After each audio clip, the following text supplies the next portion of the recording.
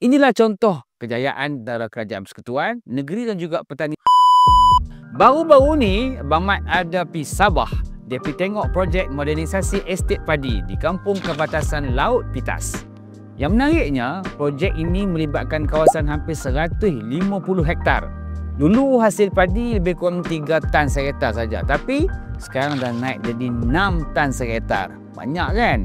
Inilah contoh kejayaan bila kerjasama antara Kerajaan Persekutuan, negeri dan juga petani setempat berjalan dengan elok. Sabah ni memang ada potensi yang cukup besar dalam pertanian sebab banyak lagi tanah-tanah subur yang belum diteroka. Kita kena guna teknologi moden, baru petani dan juga peladang kita boleh jadi lebih maju dan berdaya saing. Nak berjaya dalam bidang pertanian ini, kita kena ada kerjasama daripada semua pihak. Tak boleh buat seorang-seorang. Kerajaan kena fikir moving forward macam mana nak perkenalkan teknologi terkini untuk bantu petani kita. Kerajaan negeri pula perlu untuk sokong dan bersama-sama dengan Kerajaan Persekutuan sebab tanah ni di bawah bidang kuasa kerajaan negeri. Petani kena ada ilmu, lepas tu kenalah buat betul-betul.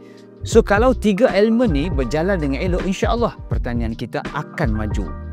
Semua usaha ni perlu dibuat sebab kita nak pastikan sumber makanan negara kita sentiasa ada. Ingat, yang penting cukup dan terjamin.